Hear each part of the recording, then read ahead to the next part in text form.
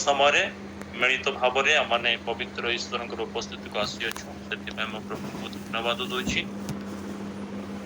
समय धन्यवाद दूची कि प्रातकालीन सभा मध्य उपस्थित ईश्वर दास दासी गण प्रत्येक विश्वासी भाई भणी को और आंतरिक अनेक अनेक शुभेच्छा सह ख्रीष्टीय नमस्कार प्रेज द लॉर्ड एवं सभा परिचालक और सभार आयोजक उभय को मध्य मोर परिवार तरफे मो तरफे अनेक अनेक शुभेच्छा सह ख्रीष्टीय नमस्कार प्रेज द लॉर्ड प्रभु नाम धन्यवाद हो प्रभु आम को सुंदर अवकाश दी अच्छा आई अवसर मध्य आम ईश्वर वाक्य संक्षिप्त भाव अध्ययन करवा जहाँ अति आम परिचित वाक्य आम दैनंदिन जीवन रे आम से अति घनिष्ठ और जड़ित हो रही अच्छु से पदरू से पुस्तक आमने पाठ करवा जहाँ लिखा जाए जोहन लिखित सुसमाचार तार 11 पर्व जोहन लिखित सुसमाचार तार 11 पर्व और 11 पर्व एक पदरू आमने पढ़ी परिबा तार बहुत दूर पर्यंत जाई परिबा किंतु सब पद तो आमने समय पढ़ी परिबा नहीं किंतु ता भितरु अल्प केते पद आमने पढ़िबा विशेष भाव रे 1 2 3 कहीं जने आमान को मध्यरु पढ़िबे प्रेज द लॉर्ड बेथनिया निवासी लाजार नामक जड़े लोक पीड़ित थिले मरियम और तांको भौणी मार्था सेही ग्रामर लोक जेउ स्त्री लोक प्रभु को तैलर अभिषेक करी आपणा केशरे तांको पद पाद पोछि देले ए सेही मरियम तांको भाई लाजार पीड़ित थिले तेणु सेही भौणी माने ताहांको निकट को कहि पठाइले प्रभु देखंतु जहा को आपण स्नेह करंती से पीड़ित अछि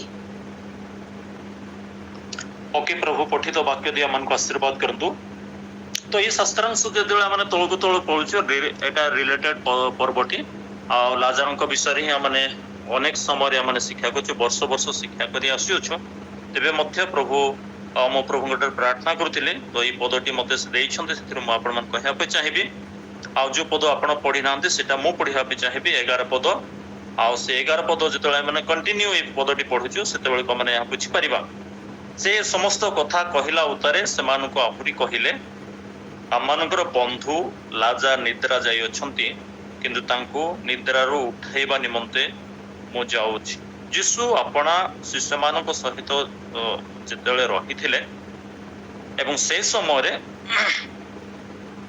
बेथेनिया निवासी लाजार पीड़ित अछंती आ से ग्रामर तांकर भौणी दुई भौणी मरियम एवं मार्था यीशु को खबर दे कहले जे आपण जहा को स्नेह करंती भल पाती से पीड़ित अच्छी कथा कहले किंतु आमने जानिछु से सुनिला परे मध्य से स्थान रे आहुरी 2 दिन रहिले किंतु जेतेले लाजार गृह को आसन बेथेनिया को आसिले आसीबा बेला को 4 दिन होइसे आ जेतेले खबर दिया हैचे से खबर दिया हेबा भितरे लाजार मृत्यु होइछि आ लाजार मृत्यु पर समाधि मध्य दिया होइछि तो ये जो समाधि पर यीशु एबे आछंती आपना शिष्य मानक सहित आसुछंती आ जेतेले शिष्य मानक सहित आसुछंती से शिष्य मानक मध्य से समस्त विषय जणाइले किंतु शिष्य माने ए कथार तात्पर्य को बुझी पारले नाही आ से माने ए कथा कहउछंती जदि से सोइछंती ताहेले उठिबे सेते बेले को 14 पद रे यीशु स्पष्ट भाव रे से माने कहबा को लागिले अतएव यीशु सेते बेले से मान को स्पष्ट रूपे कहिले लाजार मरी जाई अछंती तेबे आमे तांको उठाइबा निमंते जाउछु ए कथा से कहले सेते को थमा भी कहले ठीक अछि से मरि छंते तेमे आमे मथे जाई तांको सहित मरिबा विभिन्न नेगेटिव चिंताधारा तांकर थिला आ किंतु यीशु काहे के शिष्य मान को नउथिले ना से मानकर विश्वास जेपरि दृढ़ीभूत हेबो बढ़िबो आ से माने ईश्वरकर आश्चर्य कर्म को से माने देखि परिबे देखंतु आ विश्वास रे जेमति वृद्धि पांतु आ यीशुकर ताहा ही इच्छा थिला सेति से साथरे नै कि जाउथिले तेबे जो 11 पदटी हमने देखुछु 11 पदरे से समस्त कथा कहला तरे से मान को आहुरी कहले आम मानकर बंधु लाजार निद्रा जाई अछंती ए कथा से कहउचंती ते प्रभु का नाम धन्यवाद हो ଯୀଶୁ ତାଙ୍କୁ ଉଠାଇବାକୁ ଯାଉଛନ୍ତି। ଆଉ ଏଇଠି ଯୀଶୁ ଏଇ କଥା କହୁଛନ୍ତି ଯେ ଆମର ବନ୍ଧୁ ଲାଜାର ନିଦ୍ରା ଯାଇଛନ୍ତି। ତେବେ ମୁଁ ହେଡଲାଇନ ଟେ ରଖିଛି ଏମିତି ଭାବରେ ତାକୁ, ରାଜା କାହାର ବନ୍ଧୁ ହେବେ। ମନେ ରଖିବା ଆମେ ସମସ୍ତେ, ରାଜା କାହାର ବନ୍ଧୁ ହେବେ। ତ ଯଦି ହେଡଲାଇନ ରଖିଛୁ ତେବେ ଏଇଠି ଆମେ ଦେଖିବା ପାରୁଛୁ ଲାଜାରଙ୍କୁ ସେ ଆପଣାର ବନ୍ଧୁ ବୋଲି କହିଲେ। ତେବେ ଯଦି ରାଜା ଶବ୍ଦଟି ଆମେ ଶୁଣୁଛୁ ବା ଆମେ ଉଚ୍ଚାରଣ କରୁଛୁ ଆଉ ତାକୁ ନେଇଛୁ, ତେବେ ସେ କେବଳ ରାଜା ନୁହନ୍ତି, ରାଜା ମାନଙ୍କର ରାଜା ଅଟନ୍ତି। ହାଲେଲୁୟା। ପ୍ରକାଶିତ ତାର 19 ପର୍ବ 16 ପଦରେ ଲେଖା ଅଛି ରାଜା ମାନଙ୍କର ରାଜା, ଏବଂ ପ୍ରକାଶିତ 17:14 ଲେଖା ହେଇଛି ପ୍ରଭୁ ମାନଙ୍କର ପ୍ରଭୁ। ଆଉ ଗୀତ ସଂହିତା 24 ତାର 8 ଲେଖା ହେଇଛି ସେ ହଉଛନ୍ତି ବଳବାନ ରାଜା, ରାଜା ମାନଙ୍କର ରାଜା ଯୀଶୁ ରାଜା। ଆଉ ମାଥ୍ୟୁ 2:2 ଲେଖା ଅଛି ଯିହୁଦୀ ମାନଙ୍କର ରାଜା। ମାଥ୍ୟୁ 24 ଗୀତ 24 ତାର 7 ଲେଖା ହେଇଛି ଗୌରବମୟ ରାଜା। ହାଲେଲୁୟା। ତେବେ ସେ ଯିହୁଦୀ ମାନଙ୍କର ରାଜା, ଗୌରବମୟ ରାଜା, ବଳବାନ ରାଜା, ରାଜା ମାନଙ୍କର ରାଜା, ପ୍ରଭୁ ମାନଙ୍କର ପ୍ରଭୁ। ଏଇ ଯୋଉ ପ୍ରଭୁ ମାନଙ୍କର ପ୍ରଭୁ, ରାଜା ମାନଙ୍କର ରାଜା, ଯିହୁଦୀ ମାନଙ୍କର ରାଜା, ଗୌରବମୟ ରାଜା କୁ କିଏ ଆପଣାର ବନ୍ଧୁ କରିପାରିବେ? ଆଉ ସେଇ ରାଜା କାହାର ବନ୍ଧୁ ହେବେ? ତେବେ ଏଇଠି ଲାଜାରଙ୍କୁ ସେ ଆପଣାର ବନ୍ଧୁ ବୋଲି ଉଚ୍ଚାରଣ କଲେ, ସ୍ୱୀକାର କଲେ। ତେବେ କାହିଁକି ଏମିତି ଲାଜାରଙ୍କ ପାଖରେ କଣ ଏତେ ଭଲ ଗୁଣ ଥିଲା ଯୋଉଥିପାଇଁ ସେ ଆମର ବନ୍ଧୁ ଲାଜାର ନିଦ୍ରା ଯାଇଛନ୍ତି କହିଲେ, ବନ୍ଧୁ ବୋଲି ସ୍ୱୀକାର କଲେ? କଣ ଏମିତି ଭଲ ଗୁଣ ତାଙ୍କ ପାଖରେ ଅଛି ଆଉ ସେଥିପାଇଁ ସେ କହିଲେ?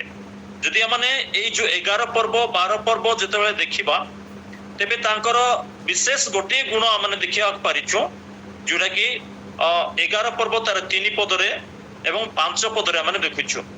3 ପଦରେ ଦେଖୁଛୁ ଯେ ଯୀଶୁ ଲାଜାରଙ୍କୁ ସ୍ନେହ କରୁଥିଲେ।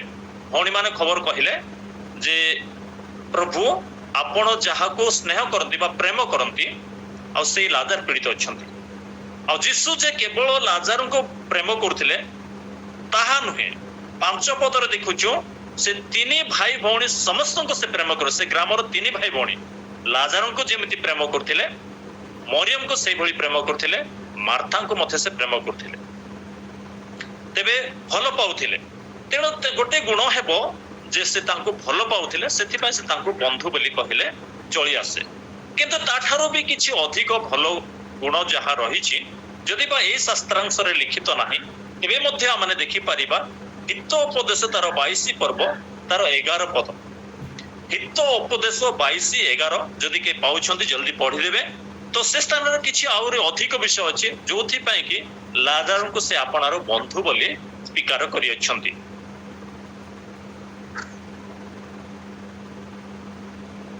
ଯେଉଁ ଲୋକ ହୃଦୟରେ ସୁଚିତା ଭଲ ପାଏ, ଯାହାର ଅଷ୍ଟ ଅନୁଗ୍ରହ ଯୁକ୍ତ, ରାଜା ତାହାର ବନ୍ଧୁ ହେବ। ହାଲେଲୁୟା। ପ୍ରଭୁଙ୍କ ନାମର ଧନ୍ୟବାଦ ହଉ। ତେବେ ଏଇଠି ଆମେ ସ୍ପଷ୍ଟ ଭାବରେ ଉତ୍ତର ପାଉଛୁ ଯେ ଯଦି ଆମର ପ୍ରଶ୍ନ ହଉଛି ବା ଆମର ଗୋଟେ ପ୍ରସଙ୍ଗ ହଉଛି ରାଜା କାହାର ବନ୍ଧୁ ହେବେ ବୋଲି ଯଦି ଗୋଟେ ପ୍ରଶ୍ନଟି ଆମେ ରଖୁଛୁ, ତାହେଲେ ତାର ସଠିକ ଉତ୍ତର ମାନେ ଉପଦେଶ ହିତୋପଦେଶ 22 ପର୍ବ ତାର 11 ପଦରେ ପାଉ। ଯେଉଁ ଲୋକ ହୃଦୟର ସୁଚିତା ଭଲ ପାଏ, ହାଲେଲୁୟା, ଓ ଯାହାର ଅଷ୍ଟ ଅନୁଗ୍ରହ ଯୁକ୍ତ, ରାଜା ତାହାର ବନ୍ଧୁ ହେବେ। ହାଲେଲୁୟା। ଯିହୁଦୀ ମାନଙ୍କର ରାଜା, ରାଜା ମାନଙ୍କର ରାଜା, ଗୌରବମୟ ରାଜା, ପ୍ରଭୁ ମାନଙ୍କର ପ୍ରଭୁ। ଆଉ ଏଇ ରାଜା ତାଙ୍କର ବନ୍ଧୁ ହେଇପାରିବେ। କଥା ଏତିକି, ସର୍ତ୍ତ ଏତିକି, ଯେଉଁ ଲୋକ ହୃଦୟର ସୁଚିତା ଭଲ ପାଏ। ଆଉ ଏଇ ହୃଦୟ ଭିତରି କଥା, ଏଟା ଶରୀରର ବାହାରି କଥା ନୁହେଁ, ଏଟା ଶରୀରର ଭିତର କଥା। ତେବେ ହୃଦୟ ସମ୍ବନ୍ଧରେ ଯେତେବେଳେ ମାନେ ଶୁଣୁ ଆଉ ଏଇ ବାକ୍ୟରୁ ଆମେ ଦେଖୁ ତାହେଲେ ଜିରିମିୟ 17:9 ପଦ ଆମମାନଙ୍କର ସମସ୍ତଙ୍କର ମୁଖସ୍ଥ ପଦ ମୁଁ ଆଶା ରଖିବି, କାରଣ ହୃଦୟ ତ କପଟ। ତେବେ ଏଟା ପ୍ରଭୁଙ୍କ ଲୋକମାନଙ୍କ ବିଷୟରେ ନୁହେଁ, ଏଟା ଯେଉଁମାନେ ପ୍ରଭୁଙ୍କୁ ସ୍ୱୀକାର କରିଛନ୍ତି, ଗ୍ରହଣ କରିଛନ୍ତି ଆଉ ସାଧୁମାନଙ୍କ ମଣ୍ଡଳୀ ସହିତ ଜଡ଼ିତ ଅଛନ୍ତି ଏବଂ ସମସ୍ତ ଦିନ ଧର୍ମପ୍ରାଣ ଜୀବନ ଯାପନ କରିଛନ୍ତି, ସେମାନଙ୍କର ହୃଦୟ ସମ୍ବନ୍ଧରେ କୁହା ହବ ନାହିଁ। କିନ୍ତୁ ମନୁଷ୍ୟମାନଙ୍କର ହୃଦୟ ହେଉଛି ଅତି କପଟ ଆଉ କପଟରେ ପୂର୍ଣ୍ଣ। କିନ୍ତୁ ଏଇ ହୃଦୟର ଯେ ସୁଚିତାକୁ ଭଲ ପାଏ, ସୁଚିତା ଅର୍ଥାତ୍ ପବିତ୍ରତା। ଯିଏ ଯାହାର ହୃଦୟକୁ ଅତି ପବିତ୍ର ଈଶ୍ୱରଙ୍କ ବାକ୍ୟ ଦ୍ୱାରା ପବିତ୍ର, ନିର୍ଦୋଷ, ନିଷ୍କଳଙ୍କ, ଅମାୟିକ କରି ରଖିବ, ରାଜା ତାହାର ବନ୍ଧୁ ହେବେ। ହାଲେଲୁୟା। ତେବେ ଆମେ ଗୋଟିଏ ଉଦାହରଣ ନେଇପାରିବା ଯେ ହୃଦୟର ସୁଚିତାକୁ ଭଲ ପାଇବା ବ୍ୟକ୍ତିଙ୍କ ବିଷୟରେ ଆମେ ଶାସ୍ତ୍ର ମଧ୍ୟରୁ ଦେଖିପାରିବା, ଯାହା ଆଇବ ପୁସ୍ତକ ତାର 2 ପର୍ବ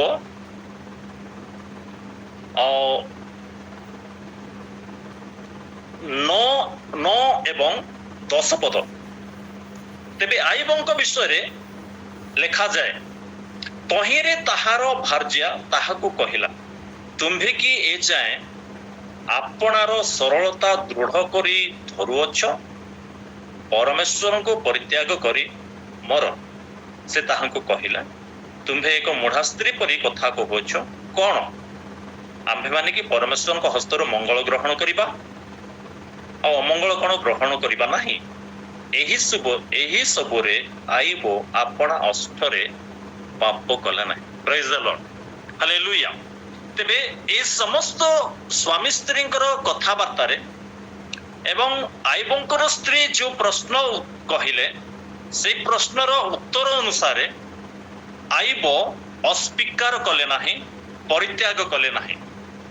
ସମସ୍ତ ପ୍ରକାର ଉତ୍ତମତା ରହୁଥିବା ସମୟରେ, ସମସ୍ତ ପ୍ରକାର ଆଶୀର୍ବାଦରେ ପୂର୍ଣ୍ଣ ହୋଇ ରହିଥିବା ସମୟରେ ଈଶ୍ୱରଙ୍କ ପ୍ରତି ତାଙ୍କର ହୃଦୟ ଯେପରି ଥିଲା, ଏ ସର୍ବହରା ହୋଇ ଆଉ ମାନେ ନିଜର ବୋଲି କିଛି ନାହିଁ, ସବୁ କିଛି ଘର ଦ୍ୱାର, ଧନ ସମ୍ପତ୍ତି, ପୁତ୍ର କନ୍ୟା ସବୁକୁ ହରାଇବା ପରେ ପୁଣି ଦେହର ମଧ୍ୟ ମାନେ ଶରୀରର ମଧ୍ୟ ସ୍ୱାସ୍ଥ୍ୟ ନାହିଁ ଆଉ ଘା ପୂର୍ଣ୍ଣ ଶରୀରରେ କଷ୍ଟରେ ଜୀବନ ଯାପନ କରୁଥିବା ସମୟରେ ତାଙ୍କ ପାଖକୁ ଏଇ କଥା ଆସୁଛି, ଏପର୍ଯ୍ୟନ୍ତ ତୁମେ କି ଆପଣା ହୃଦୟର ଯୋଉ ସରଳତା ଅଛି ତାକୁ ଧରି ରଖିଛ, ଛାଡ଼ ତାକୁ। କିନ୍ତୁ ଆଇବ କହିଲେ, ନାଇଁ, ସେମିତି ହେବ ନାହିଁ। ହାଲେଲୁୟା। ଯୋଉ ଈଶ୍ୱରଙ୍କୁ ମୁଁ ବିଶ୍ୱାସ କରିଛି, ଅଦୃଶ୍ୟ ଈଶ୍ୱରଙ୍କୁ, ଆଉ ସେ ଈଶ୍ୱରଙ୍କୁ ମୋର ସମ୍ପତ୍ତି, ଘର ଦ୍ୱାର, ପରିବାର, ପିଲାମାନଙ୍କର ସବୁ ପିଲାମାନଙ୍କ ମୋ ଠାରୁ ଚାଲିଯିବା ପରେ, ମୃତ୍ୟୁ ହେବା ପରେ କି ମୁଁ ମୋର ସରଳତା ପରମେଶ୍ୱରଙ୍କ ପ୍ରତି ଯୋଉ ରଖିଛି ତାକୁ କଣ ଛାଡ଼ିବି? କାରଣ ସେ ହୃଦୟର ସରଳତା, ସୁଚିତାକୁ ସେ ଭଲ ପାଇଛନ୍ତି, ଜାକିକି ରଖିଛନ୍ତି, ଧରିକି ରଖିଛନ୍ତି। ହାଲେଲୁୟା। ତାକୁ ସେ କୌଣସି ପରିସ୍ଥିତିରେ ତ୍ୟାଗ କରୁନାହାନ୍ତି।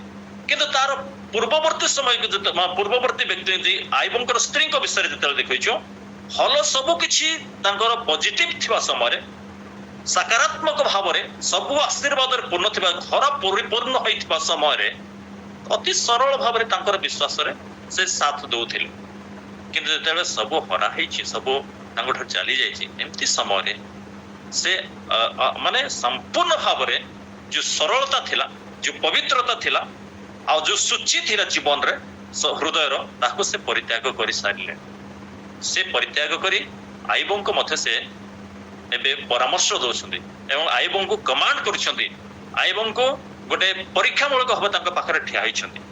କିନ୍ତୁ ଆଇବ ତାକୁ ତ୍ୟାଗ କଲେ ନାହିଁ, ସରଳତାକୁ ସେ ରଖିଲେ, ହୃଦୟର ସୂଚି ତାକୁ ସେ ନଷ୍ଟ କଲେ ନାହିଁ। ହାଲେଲୁୟା।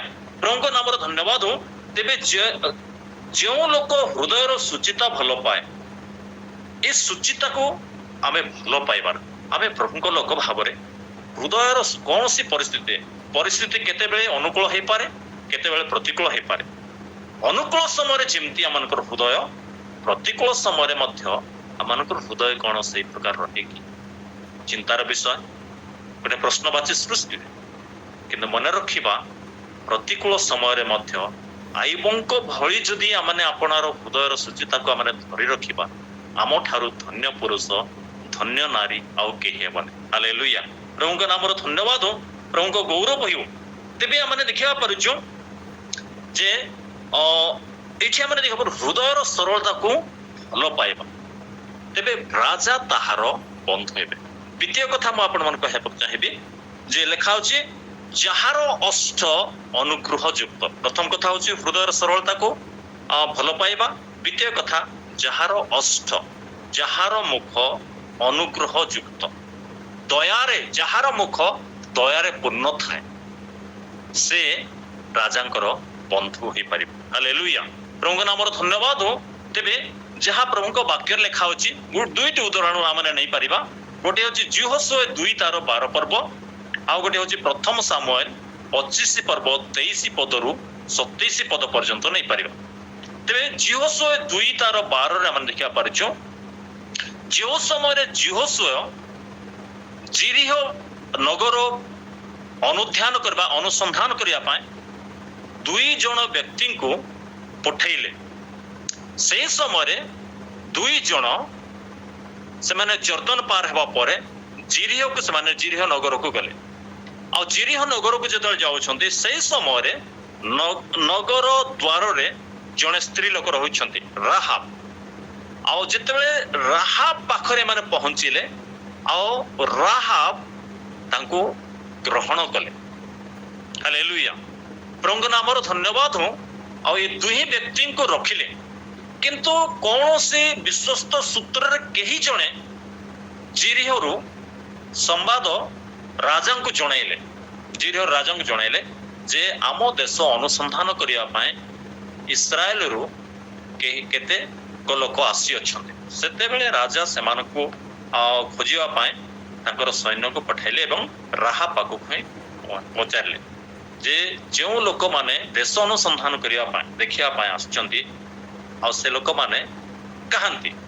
ସେତେବେଳକୁ ସେମାନଙ୍କ ପ୍ରତି ତାଙ୍କର ଦୟା ପ୍ରଦର୍ଶନ ସେ କଲେ ଏବଂ ଆପଣ ଗୃହରେ ତାଙ୍କୁ ଆଶ୍ରୟ ଦେଲେ, ରଖିଲେ ଏବଂ ତାଙ୍କୁ ବିଦାୟ ମଧ୍ୟ ଦେଲେ। ତେବେ ତାଙ୍କର ଅଷ୍ଟରେ ଯେଉଁ ଅନୁଗ୍ରହ ଥିଲା, ଯଦି ସେ ଚାହିଁଥାନ୍ତେ ରାଜାଙ୍କ ହାତରେ ସେ ଧରେଇ ଦେଇପାରିବେ, କିନ୍ତୁ ଜାଣୁଛନ୍ତି ଯେ ମାନେ ଈଶ୍ୱରଙ୍କ ଲୋକ ବୋଲି ସେତେବେଳେ ଦୟା ପ୍ରଦର୍ଶନ ସେ କଲେ। ଆଉ ସେ ଦୟା ପ୍ରଦର୍ଶନ କରିବା ଦ୍ୱାରା ଆଉ ସେ ଜିରିହ ନଗର ଯେତେବେଳେ ବିନଷ୍ଟ ହଉଛି, ଜିରିହ ନଗରକୁ ଯେତେବେଳେ ସେମାନେ ଅଧିକାର କରୁଛନ୍ତି, ଆଉ ସେ ସମୟରେ ରାହାବ ଏବଂ ତାଙ୍କର ପରିବାର ସମସ୍ତେ ଉଦ୍ଧାର ପାଇଲେ। ହାଲେଲୁୟା। ପ୍ରଭୁଙ୍କ ନାମର ଧନ୍ୟବାଦ ହଉ। ଦ୍ୱିତୀୟ କଥା କହିବା ପାଇଁ ଚାହିଁବି ଯେ ପ୍ରଥମ ସାମୁଏଲ 25 ପର୍ବ 23 ପଦରୁ 27 ପଦ, ସେଠି ଦେଖା ପାରୁଛୁ ଯେ ଅବିଗଲଙ୍କ ବିଷୟରେ ଆମେ ଦେଖୁଛୁ ଯେ ଅବିଗଲ ଆଉ ଯୋଉ ସମୟରେ ସେ ଅଛନ୍ତି ବା ନଗରରେ ନଥିଲେ, ସେଇ ସମୟରେ ଦାଉଦଙ୍କର ସୈନ୍ୟମାନେ ତାଙ୍କ ପାଖକୁ ଯାଇଥିଲେ, ଅନୁଗ୍ରହର ସମୟରେ ସେମାନେ ଯାଇଥିଲେ। କିନ୍ତୁ ନାବଲ ଏମିତି ଲୋକ ଯେ ସେମାନଙ୍କୁ ଖାଇ ଘୋଡ଼େଇ ଦେଲେ। ଅବଶେଷରେ ଅବିଗଲଙ୍କ ପାଖରେ ସମ୍ବାଦ ଆସିଲା କି ତାଙ୍କ ଦାସମାନଙ୍କ ଦ୍ୱାରା, ଦେଖ ଆମେ ଯେଉଁମାନେ ଆମମାନଙ୍କର ଉପକାରୀ, ଆଉ ଯେଉଁମାନେ ଆମମାନଙ୍କର ଉପକାରୀ ଆଉ ସେମାନେ ଆସିବା ସମୟ ଠାରୁ ଆମର ନାବଲଙ୍କର କୌଣସି ମେଷପଲ କ୍ଷତି ହୋଇନାହିଁ, ଆଉ ସବୁ ସୁରକ୍ଷିତ ଭାବରେ ରହିଛି। କିନ୍ତୁ ସେମାନେ ଅନୁଗ୍ରହ ସମୟରେ ଆସିବା ଦ୍ୱାରା ଏବେ ନାବଲ ତାଙ୍କୁ ଖାଇ ଘୋଡ଼େଇ ଦେଲେ। ତେବେ ଆପଣ କଣ କରିବେ? ତାର ପ୍ରତିକାର କି ପ୍ରକାର ଭାବରେ କରିପାରିବେ? ତେବେ ଆପଣଙ୍କ ଉପରେ ତାହା ରହିଲା। ସେତେବେଳକୁ ଅବିଗଲ ବୁଦ୍ଧିର ସହିତ ତାକୁ ସମସ୍ତ କଥା ଆଉ ସମସ୍ତ ଆବଶ୍ୟକ ସେମାନେ କଣ ପାଇଁ ଆସିଥିଲେ ତାର ସମସ୍ତ ତଥ୍ୟ ସେ ବୁଝିନେଲେ ଏବଂ ବୁଝିନେଲା ପରେ ଏବେ ସମସ୍ତ ପ୍ରକାର ଯାହା ସେମାନଙ୍କର ଆୟୋଜନ ବିଭିନ୍ନ କଥା ସେ ରେଡି କରିଛନ୍ତି, ଡିମିରି ଚୁକ୍ତି କରିଛନ୍ତି, ଆଉ ଦ୍ରାକ୍ଷା ରସ ରଖିଛନ୍ତି, ଅନେକ ଖାଦ୍ୟ ପଦାର୍ଥ ସେ ପ୍ରସ୍ତୁତ କଲେ ଏବଂ ଦାଉଦଙ୍କୁ ଭେଟିବାକୁ ଯାଉଛନ୍ତି। ଯେତେବେଳେ ପାହାଡର ଉହାଡି ଆସୁଛନ୍ତି ନାବଲ ପରିବାରକୁ ଧ୍ୱଂସ କରିବା ପାଇଁ, ଏମିତି ସମୟରେ ଏବେ ଯେ ଦୂରରୁ ଯେତେବେଳେ ଦେଖିଲେ ନିଷ୍ଠ ପ୍ରଣାମ କଲେ। ହାଲେଲୁୟା। ପ୍ରଭୁଙ୍କ ନାମର ଧନ୍ୟବାଦ ହଉ। ଏତେ ସୁନ୍ଦର ତାଙ୍କର ମୁଖର ଉତ୍ତର କଥା, ଅନୁଗ୍ରହ ରଖି ସେ ତାଙ୍କ ସହିତ କଥା ହେଲେ ଆଉ ନିଜର ପରିବାରକୁ ସେ ଉଦ୍ଧାର କଲେ। ଅନୁଗ୍ରହ, ଦୟାର ମୁଖ। ତେଣୁ କଲୋସିୟ 4 ପର୍ବ ତାର 6 ପଦରେ ପ୍ରଭୁ ଆମମାନଙ୍କୁ ଏଇ କଥା ଶିଖାନ୍ତି, ତୁମମାନଙ୍କର ମୁଖର ବାକ୍ୟ ସର୍ବଦା ଲବଣରେ ସ୍ୱାଦଯୁକ୍ତ ହେଉ କାହାକୁ କି ପ୍ରକାର ଉତ୍ତର ଦେବାକୁ ହୁଏ ତାହା ଶିକ୍ଷା କରିବା। ପ୍ରେଜ୍ ଦ ଲର୍ଡ। ପ୍ରଭୁଙ୍କ ନାମର ଧନ୍ୟବାଦ, ପ୍ରଭୁଙ୍କର ଗୌରବ ହେଉ। ତେବେ ଆମେ ଦେଖିବା ପରିଛୁ ଆମର ବେସିକ ମାନେ ମୁଁ ଟିକେ ଦୋହରାଇ ଦେବାକୁ ଯିବି ଯେ ରାଜା କାହାର ବନ୍ଧୁ ହେବେ। ତେବେ ଯଦି ରାଜା ଏଇ ଲୋକର ବନ୍ଧୁ ହେବେ ଯୋଉ ଲୋକ ହୃଦୟ ସୁଚିତା ଭଲ ପାଏ ଏବଂ ଯାହାର ଅଷ୍ଟ ଅନୁଗ୍ରହ ଯୁକ୍ତ, ତେବେ ରାଜା ତାହାର ବନ୍ଧୁ ହେବେ ନିଶ୍ଚୟ। କିନ୍ତୁ ଜଗତକୁ ମଧ୍ୟ କେତେକ ଲୋକ ବନ୍ଧୁ କରି ରଖିଛନ୍ତି। ଜଗତ ମଧ୍ୟ ଅନେକ ଲୋକଙ୍କର ବନ୍ଧୁ ହୋଇଛି ଆଉ ବନ୍ଧୁ କରି ସେମାନେ ରଖିଛନ୍ତି। ଯେମିତି ଯାକୁବ ତାର 2 ପର୍ବ 23 ପଦ ଲେଖା ହେଇଛି। ସରି କ୍ଷମା କରିବେ, ହଁ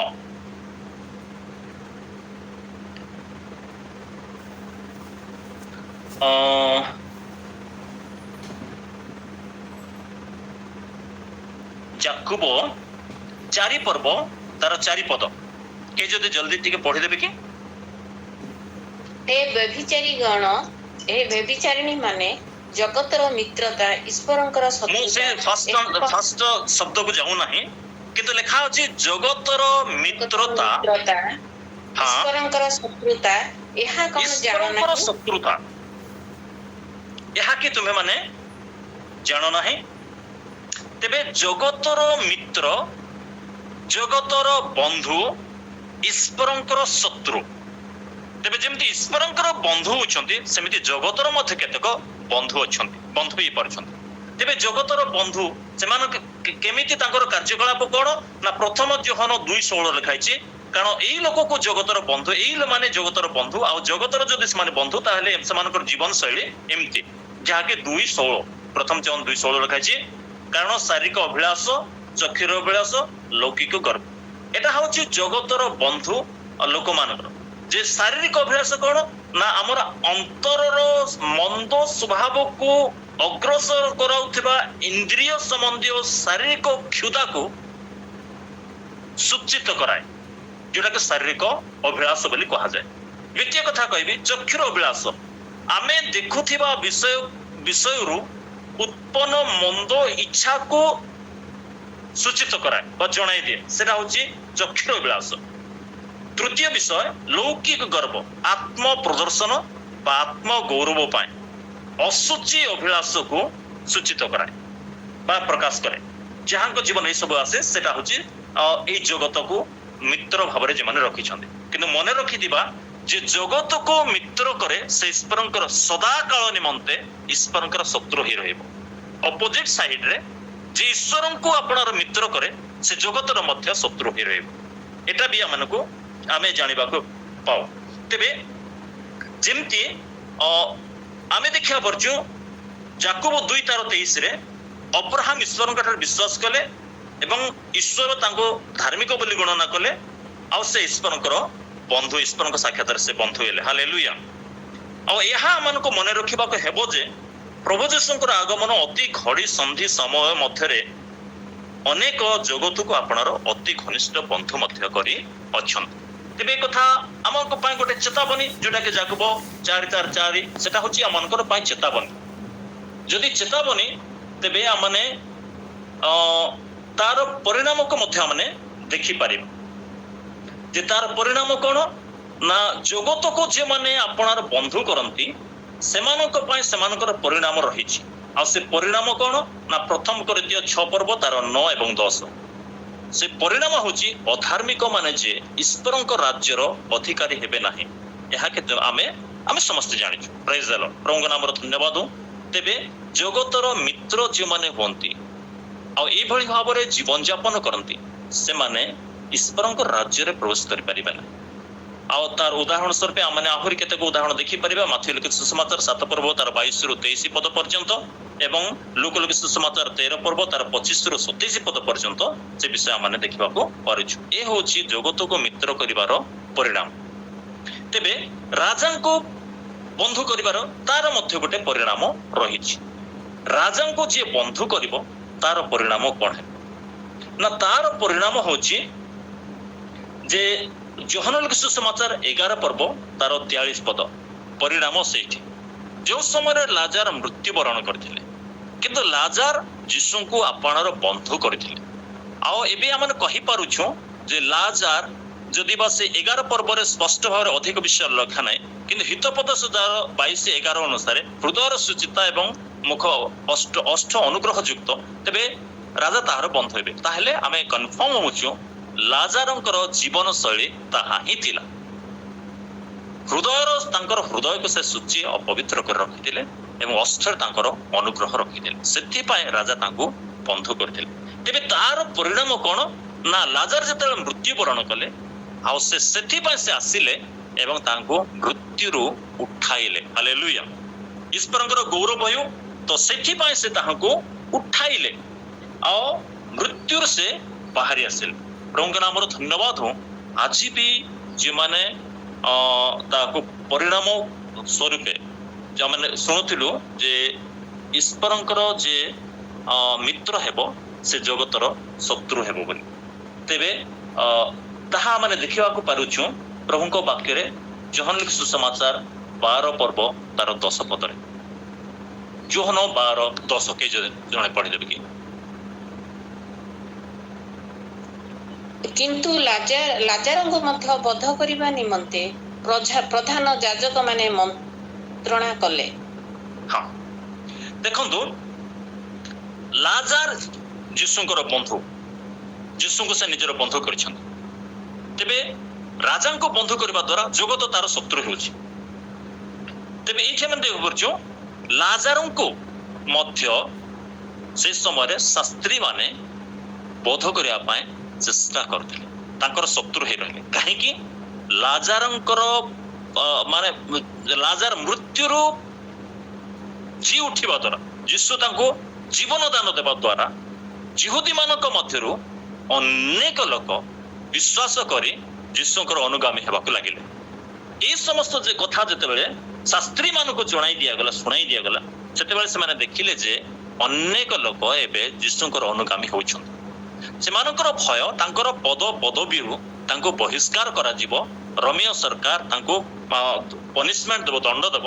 ସେଇ ଭୟରେ ଏବେ କଣ କରୁଛନ୍ତି ଯେ ରାଜା ଯାହାର ବନ୍ଧୁ ହୋଇଛନ୍ତି ତାର ଶତ୍ରୁ ଭାବରେ ସେ ଠିଆ ହେବାକୁ ଲାଗିଲେ। ତେ ପ୍ରଭୁଙ୍କ ନାମର ଧନ୍ୟବାଦ ହଉ। କିନ୍ତୁ ମନେ ରଖିଥିବା ଯେ ତାର ପରିଣାମ ତ ନିଶ୍ଚିତ ଭାବରେ ଅଛି, ଆଉ ତାର ଶେଷ ପରିଣାମ ବିନାଶ ହେବ। ଯେ ଜଗତର ମିତ୍ର ସେ ଈଶ୍ୱରଙ୍କର ଶତ୍ରୁ ସ୍ଥିର କାଳ ନିମନ୍ତେ ଶତ୍ରୁ ହେରେବ ଏବଂ ସ୍ୱର୍ଗ ତାର ମନା ହେବ ଏବଂ ଈଶ୍ୱରଙ୍କ ରାଜ୍ୟକୁ ସେ ଯିବ ନାହିଁ।